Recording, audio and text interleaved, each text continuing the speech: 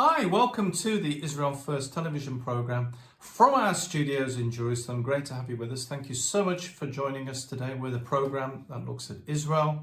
We look at the news and we look behind the news, and we also look at the Hebraic background, the Jewish roots. And Nathalie often brings us some teaching from Hebrew as well, from the Hebrew letters and from the Hebrew language. Now, this program is going to be especially dedicated, and Nathalie will tell you all about that. You're right. We have a very good friend who lives few kilometers away from us, and she lost her grandma. And she was 107. She's a Jewish lady, and her name is Sylvia Seltman, or her name when we pray is Sarah Bat Raphael.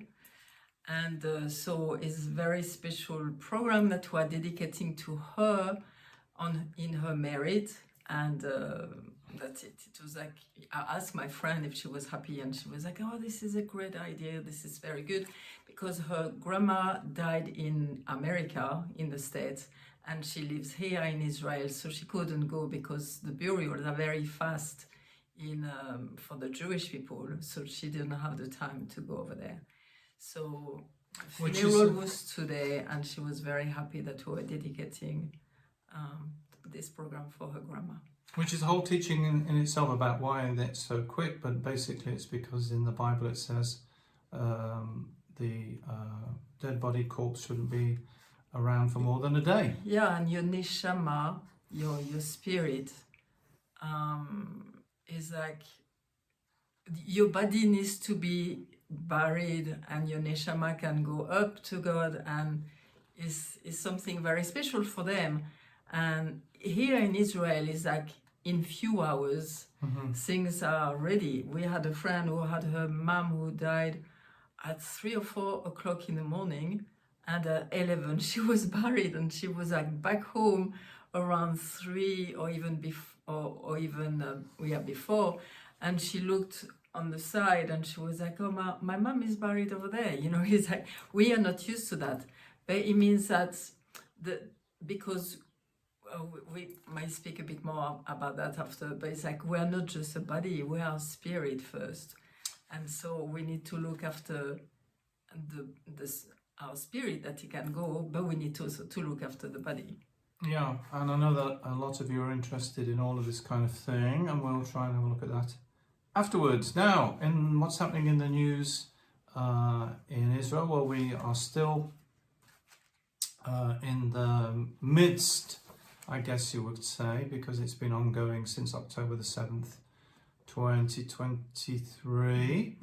The midst of the Gaza war, that's still ongoing as we've come into the studio. There was a short peace deal, but now the war is back on, and indeed the war with Lebanon is still ongoing, and a lot of reservists right, have been called up again, and maybe I'll talk a bit about that in the news. So one of the interesting stories that I've picked for you this week is from the Jerusalem Post. It's how will Israel cope with an aging population? This is something which is affecting a lot of Western countries and is affecting Israel. Israel's elderly population is steadily growing, currently standing at 1.2 million people in 2024, with 39,000 Israelis joining the 65 and over age group. So not 66 for being retired, at the 65-year elderly. Of the wealthy countries, Israel has among the largest and growing absolute numbers of elderly as a consequence of its high longevity rates. I think we've spoken about that before. Israel's people's longevity is longer in Israel than in many other countries, second only to Japan. Even the grandma of my friend was 107, which is quite unusual. Right. How will it cope? Now, at 93 years old, Ben Gurion University of the Negev Faculty of Health Science, Professor Seymour Glick, and I think that it's the father of Yehuda Glick, but I could be wrong, said it requires specialization in geriatrics. In other words, if there's a growing elderly population, we need more specialists, more doctors who work in the geriatric field. But there are too few of them here in Israel, and it isn't a lucrative field. Professor Yehiel Schlesinger, head of pediatrics at Sher Zedek Medical Center, said that his late father, Dr. Falk Schlesinger, who was Director General of the hospital for 2 decades, declared he didn't get his satisfaction from curing people, but from caring for people. A very nice thing to hear in this day and age, because the emphasis has gone really from caring for people to curing people. Israelis are now living much longer, which means that they need more medications for chronic illnesses and are hospitalized for longer periods. Israel's longevity is exceptional. The average life expectancy of Jewish women in 2022 was 85.1 years, followed by Muslim women with a life expectancy of 81.8 years, Jewish men at 81.5 years, and only 77 years among Muslim men. Israel's elderly population is currently standing at 1.2 million, with 39,000, as I said, joining it. We needed, Glick commented, Professor Glick, that we need devoted geriatricians, I think that's the way you say it, who are interested in the field. When I studied in New York, I specialized in internal medicine and worked in Coney Island Hospital, where there were many old Jewish patients. Canadian-born Mark Clarefield, professor of geriatrics, says there aren't enough general hospital beds in Israel, especially important for the elderly. That's the bedrock of any health system. There have never been, even though there are new medical centres popping up and planned with the growth of the overall population. We spoke about the hospital in Bet Shemesh, just down the road, which is an overflow city of the city of Jerusalem, which is going to have, all being well, God willing, a hospital. It needs that, and that's on the agenda for Bet Shemesh. When I came to Israel in 1992, says Mark Clarfield, there were no geriatricians in the community clinics or the health funds. Old people as patients are complicated. Their reserves are reduced. We are bad at accepting people into the geriatric area of medicine, and it's something that they need. So maybe if you're watching and you're a doctor and you're into geriatrics, then maybe there's a place for you here in Israel now. We spoke about it on the last program about the Jerusalem fires. We had very bad Jerusalem fires, and they were even calling other nations to help. Well, one of the problems of the Jerusalem fire was the flame retardant chemicals that were used, which can cause serious health risks and only really slow the fire by a couple of seconds. 2 Hercules planes, and this is just one thing that happened. We don't know all the, I don't have all the information of all the flame retardant materials that were dropped on the Jerusalem fire. Very hard to find that information. But anyway, 2 Hercules planes dropped 25 loads of fire retardant on the Jerusalem fires.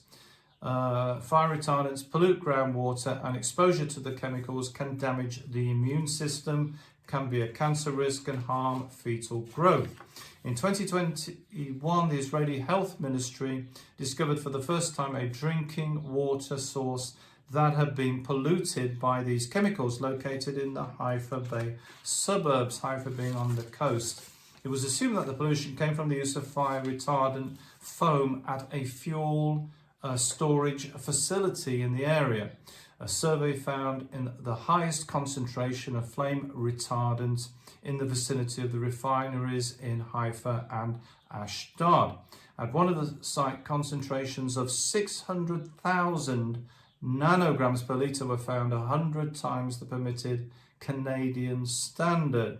Large quantities of the foam are stored at both locations and have been widely used at different locations to extinguish fires. Drinking water samples were taken near 2 firefighting training sites The highest levels of flame retardant were found in the groundwater used for drinking near Caesarea, which is again on the coast of Israel. The investigators said that the situation could worsen and pollute drinking water. Since the survey was carried out, flame retardant has been found at several other sites. The team concluded that study has have recommended additional steps, including a ban on flame retardant foam and expanded testing of sources of drinking water to ensure that it hasn't spread to them. So it's really this use of flame retardant is a very big issue. It also goes in the air as well as on the ground, and there hasn't really been sufficient studies of its effects on humans. So I know, but to know that is important and serious is like usually is the Prime Minister in Israel who say yes, you can use it. They can't use it without his accord. So it's like the top person of the government who has to say yes, you can use it. So obviously it means that is health hazard. Yeah, and the thing is, not many people talk about this. They talk about putting out forest fires, but I was looking and doing a bit of research for that story, and I saw that they also in the States use water as well for forest fires, and we do have water resources here in Israel, and it goes into the ground. If water is dropped onto fires, it goes into the groundwater, so it's not wasted in a way. It goes onto the forest, and I think it's a good idea to go back to that. Sure, and not only that, it means also that Israel is a little country compared to America, where there is places where there is not so many people, but right now the fire are close to our communities, so it's and it's not good for us as human, but the same is very bad also for animals. Yeah, and Nathalie mentioned at the beginning of the program about the reservists. The IDF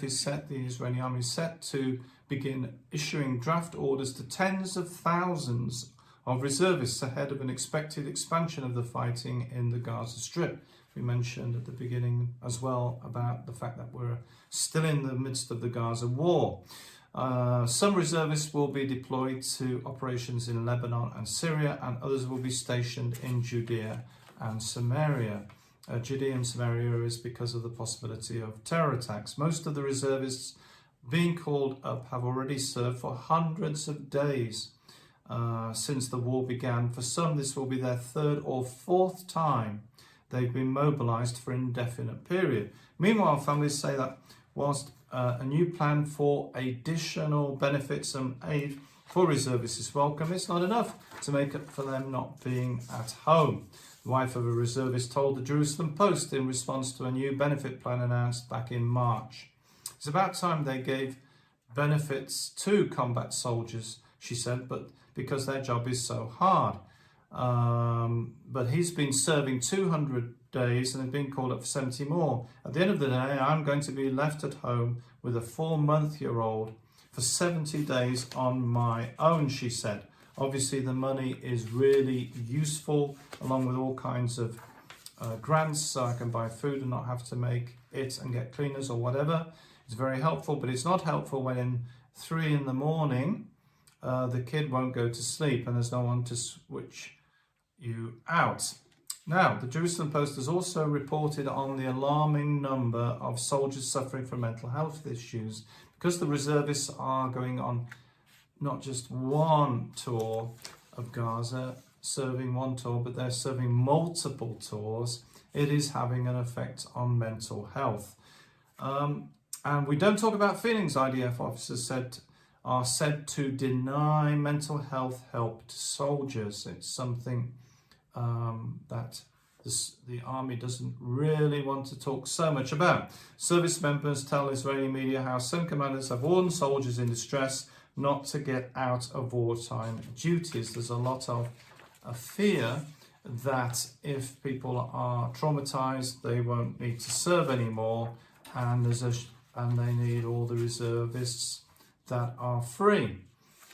After well over 500 days since the outbreak of the war on October 7, 2023, updated data from the Israel's Ministry Rehabilitation Department and the IDF obtained by Mariv reveal the heavy toll the war has taken on soldiers, reservists and security forces. Since the war began, well over 7,500, we don't know how accurate that number is, but that's a minimum number, and I suspect it's a lot more than that, of soldiers and security personnel are grappling with psychological trauma, including post-traumatic stress, PTSD, anxiety, depression, and adjustment orders. It really is an issue for the military, Nathalie, that Sure. they're going for such long periods of time into Gaza.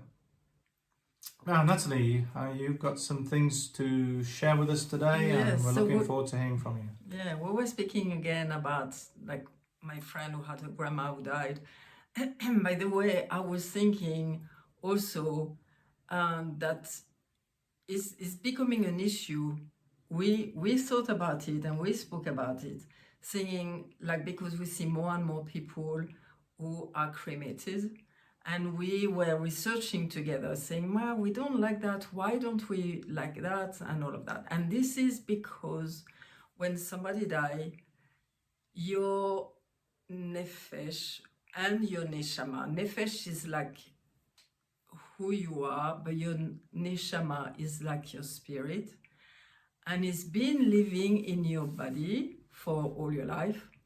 So when your body die, it's like you can't do anything yourself, obviously, but the people around you can give some respect, and they know that if your neshama, your spirit is in you, if you didn't have a body, you won't be able to have your neshama. So you need to have to give some respect to your body, and to bury it like it's been done for centuries and centuries. People say there is no more room. No, this is not true. This is something who's been said, because slowly, when the body decay, you can find again some other places. And anyway, this is not really the issue. The issue is to give the dignity to your body, and it's something very important. So we were digging into this story, and we find out that for the Jewish people it is very important,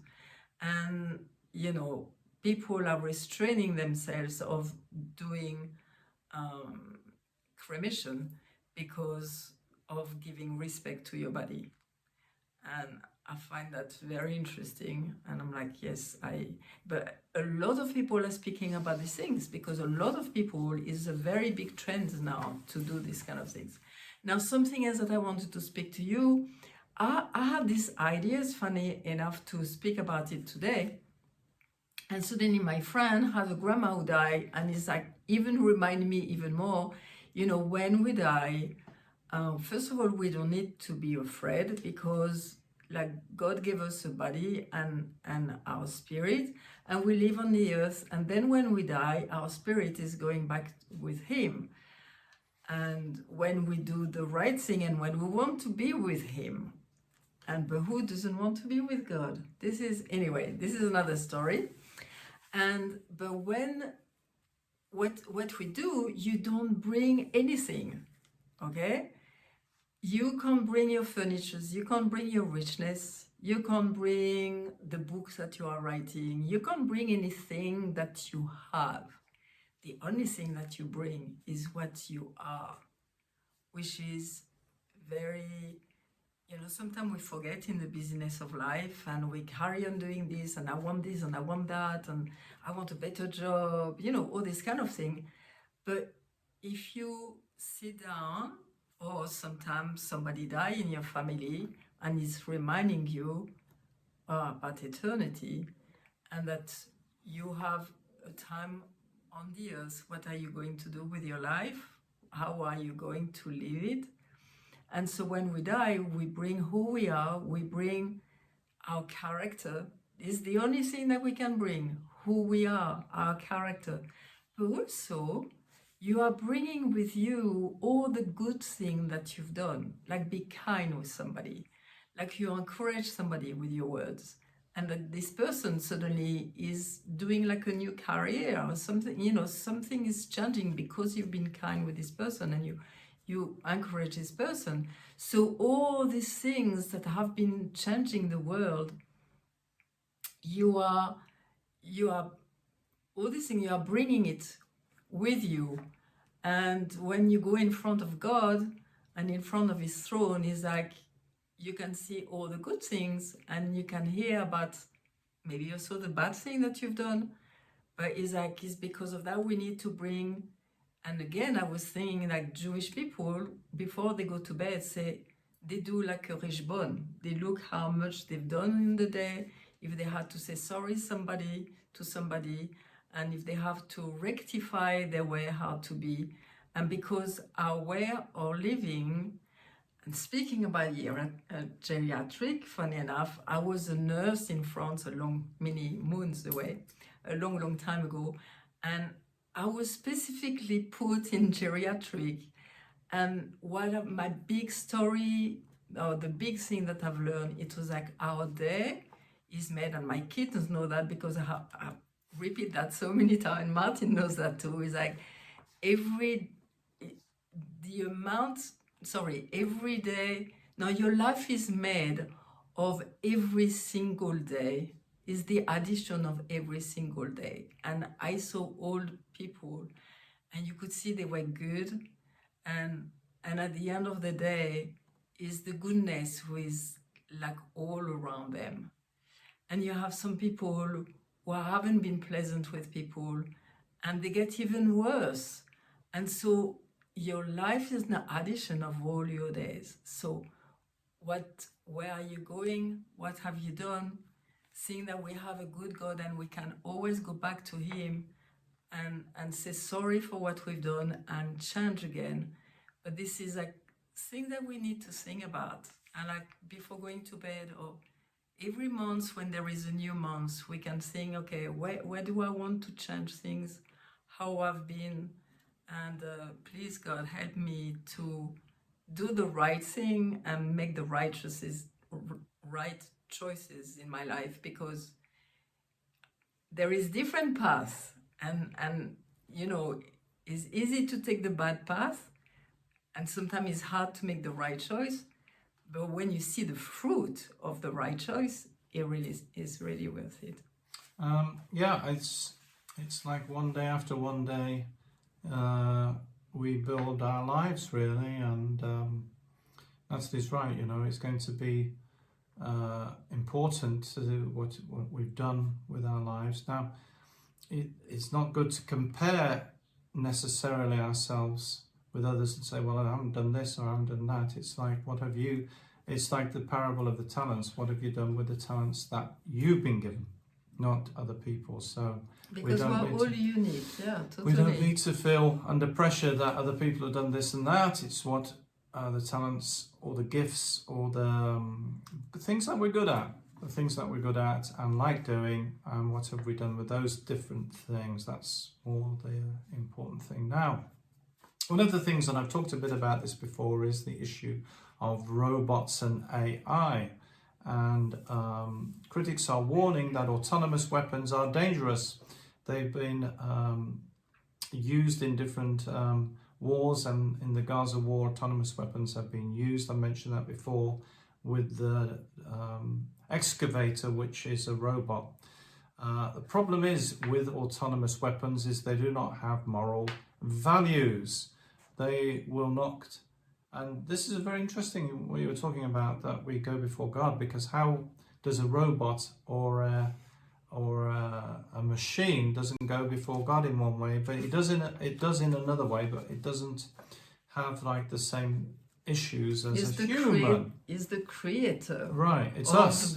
Yes, it's exactly. Humans who should be judging these things, and they can make life or death decisions without human intervention. This is the possibility. I mentioned the story before about a drone which had been sent in one of the wars. I think it was in Africa, or the North Africa, I think. It was sent into a war theatre and a drone just disappeared. Anyway, some soldiers in another war were retreating and this drone came after them. So it's like these things are programmed, and not all of them are dependent on human intervention. A lot of them can make decisions that the machine can make the decision, and because they've been computing, right. They've been set made. up. Yes, They've been exactly. set up to do that, and so this is really a bad thing. The whole thing is bad. The war is bad, but even more so these autonomous weapons. Now, you might say, well, we have to fight back against terrorists. True, but wars per se are not something which are good or which God intended, by the way, for man. It's something that came about with the fallen angels, and that's a whole story for another program. I don't think we'll have time to talk about the fallen angels and why war came when they came on the earth, when they fell from heaven and came on the earth. But that's the reason we have wars. Well, it's been great to be with you today. Thank you so much for joining us. We appreciate your company. Don't forget to visit the website, www.israelfirst.org. There's a lot of information on there. You can get the news from Israel. Hopefully we are still able to do a daily news program where you get a daily news story, and Nathalie hopefully is able to do a weekly one, but we'll do our best for that. Now, you can also financially support us. We depend on your financial support to enable us to do this program, so please consider that if you're not doing it. Thank you so much to everybody who is supporting us. We appreciate you so much. And remember, we're the program that looks at the land, the people, and the language.